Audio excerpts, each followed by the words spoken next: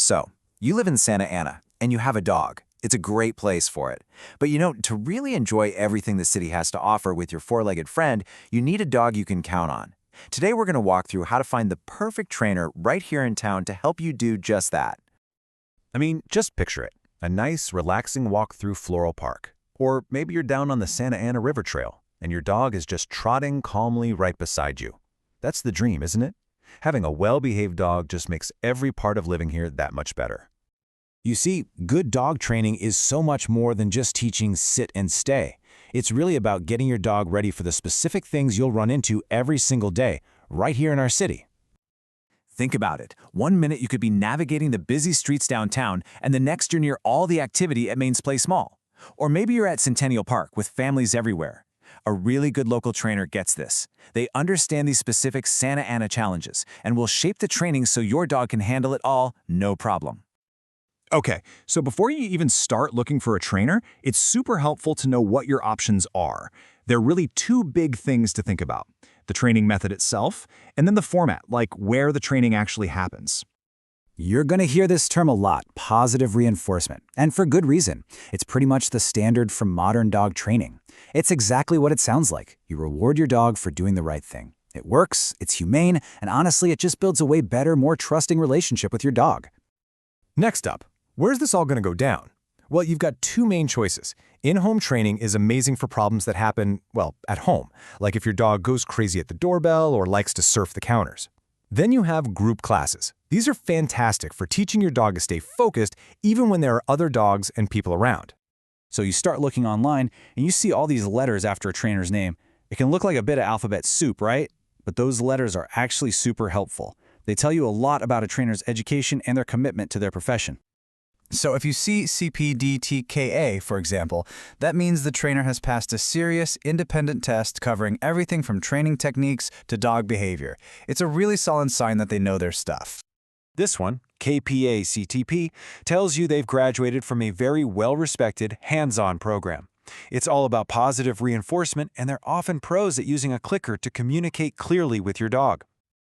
Now, what if you're dealing with something a bit more complex, maybe some serious fear or reactivity towards other dogs? Well, seeing credentials like these means you're looking at someone with a higher level of expertise, specifically in behavior modification. And here's something that you absolutely need to know. In California, there's no official license required to be a dog trainer. Literally, anyone can print up some business cards. That's why these voluntary certifications are so important. They're how the real professionals show they've put in the work and follow ethical standards. Okay, so you found a few trainers who look promising. Now it's time to have a quick chat. And don't think of it like a scary interview. It's more about just seeing if you, your dog, and the trainer are all going to be a good team. Here are a few key things to ask. First, confirm they use positive methods. Ask about those certifications we just talked about. A really important one is asking how they'll customize the training specifically for your dog and your life here in Santa Ana. And of course, you'll want to get the clear details on costs and how you'll track your dog's progress. All right, let's get into the practical stuff. We're going to talk about what you can expect to pay for training in our area, plus a few local rules every dog owner here should definitely know. Here's a general idea of the average cost for 2025. You can see that a multi-week group class might be a few $100s, while a package of private lessons at your home is, of course, a bigger investment. This should give you a decent ballpark for budgeting. And just to zero in on one of those, a single private lesson usually falls somewhere in this range. Sometimes just one session can be super helpful to tackle a specific issue or just to get a pro's opinion on what you should be working on. Good training also helps you be a good neighbor and a responsible citizen. Just a reminder that here in Santa Ana, dogs have to be on a leash in public unless you're at a designated dog park, and every dog over 4 months old needs a license. A trainer can also really help you manage things like nuisance barking so it never becomes a problem. And hey, once you start learning all this new stuff, you've got to practice. Centennial Regional Park is a fantastic spot to work on leash skills with some distractions around, and the trails over at Santiago Park Nature Reserve are perfect for practicing recall and focus. When you boil it all down, it really comes back to this. There's no magic button. It's just about having a good plan, using kind methods, and then being consistent with your practice. That's the recipe for a happy, confident dog.